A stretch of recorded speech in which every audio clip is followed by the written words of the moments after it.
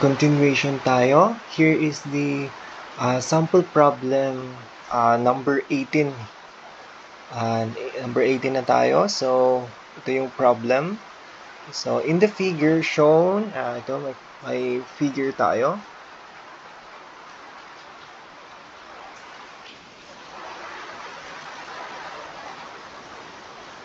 Ayan, so in the figure shown, if the atmospheric pressure is 101.325 kPa and the absolute pressure at the bottom of the tank is 231.3 kPa, what is the specific gravity of olive oil?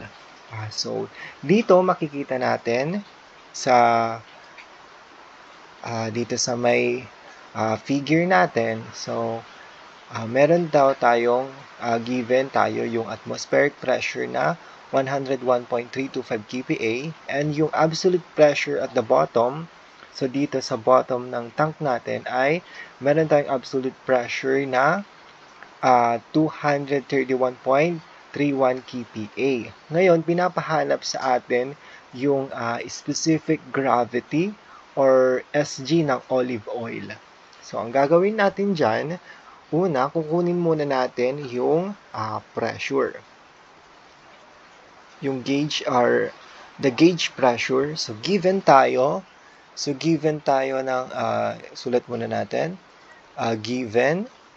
So, given tayo ng atmospheric pressure na 101.325 kPa and given din tayo ng absolute pressure or the P absolute is equal to 231.3 kPa. Ayan. So, una, kunin muna natin yung gauge pressure. So, from the formula na P absolute or the absolute pressure is equal to P gauge plus the atmospheric pressure, yan, ATM. So, dito, kunin natin 231 or 231.3 is equal to P gauge, ayan, plus yung atmospheric pressure natin na 101.325 kPa. Yan.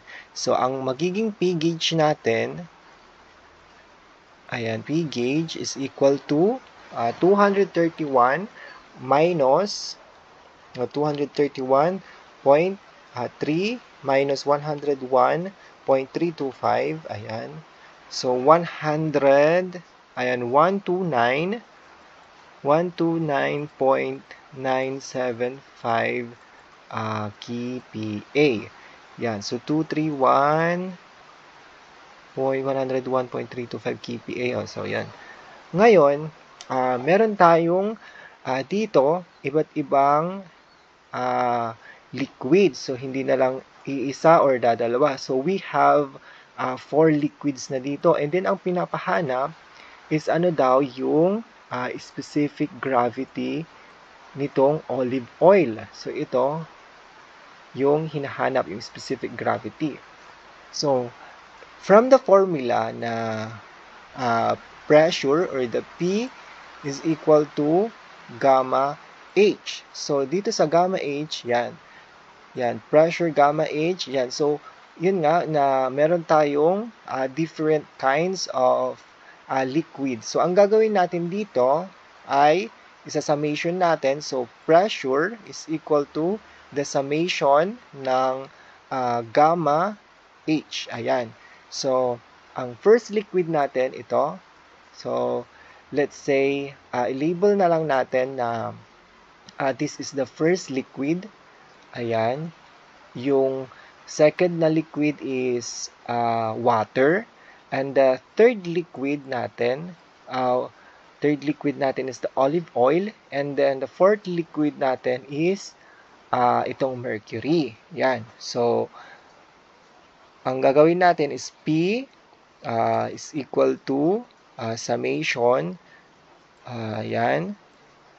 1 plus summation ng unit weight times h sub 2 plus gamma h sub 3 plus gamma h sub 4. Ayan. So, pressure, ayan. So, ang gagamitin na pressure dito is itong nakuha nating, ito, this one. This gauge pressure. So, 129, yan yung pressure na gagamitin natin. 129.975 kPa. So, palitan natin ng kilonewton per meter squared yung kPa natin. So, kilonewton per meter squared is equal to, so medyo mahaba.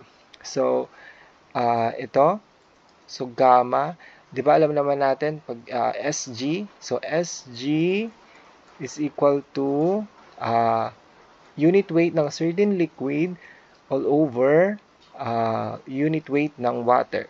So, para makuha yung unit weight of a certain liquid, so yan, ito times lang natin yung unit weight ng water times the Sg or the specific gravity na given.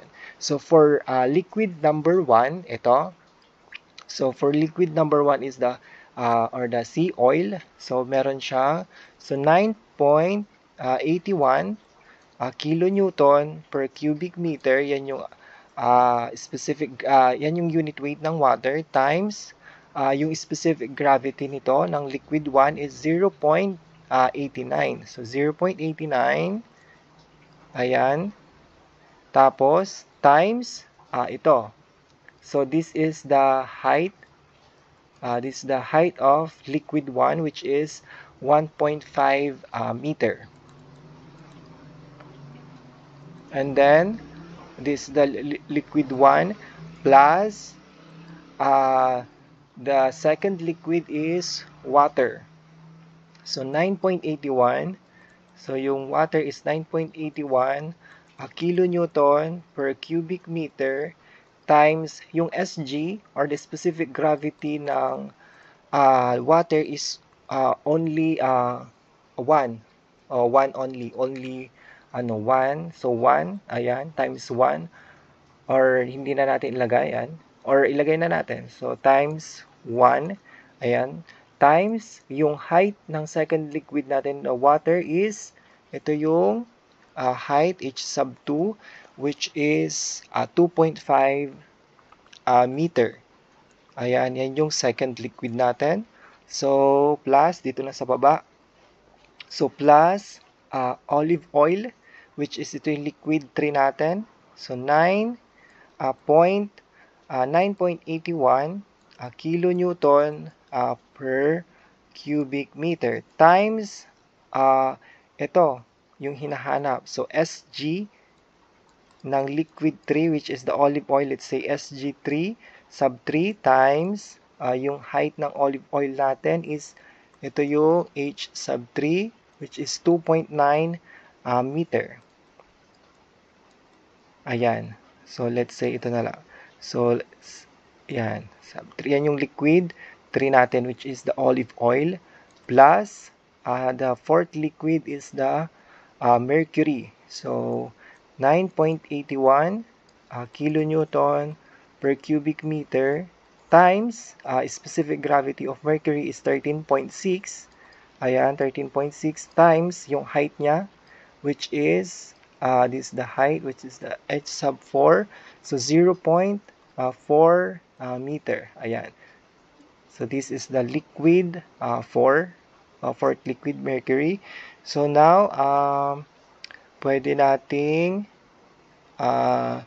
yan, i-input sa calcu. So, ang magiging Sg natin, or the specific gravity,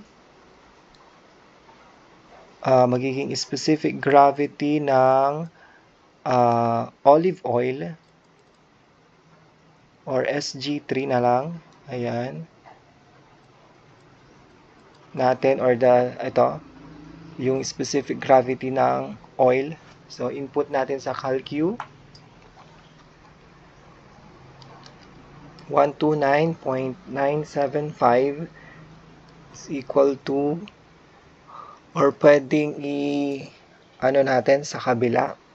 So, 129.975 minus 9.81 times 0.89 times 1.5 minus 9.81 times 1 times 2.5 minus ito 9.81 times 13.6 times 0.4. Ayan, 38.987 divided by 9.81 times 2.9.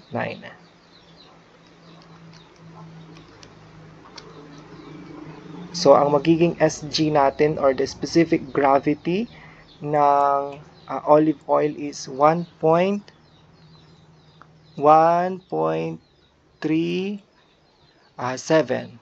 So, yan yung magiging specific gravity natin for the third liquid, which is the olive oil. So, wala na siyang unitless na siya kasi nga 'di ba ito is 'di ba meter. So, magiging meter squared yan. So, kilonewton meter squared. And then, pag i-divide natin dito, yan, kilonewton meter squared. So, matatanggal yan. So, maka-cancel yan. So, wala lang unit. So, ang specific gravity naman ay walang unit. So, unitless siya. So, this is the specific gravity for olive oil. Yan. So, this is the final answer for sample problem number 18.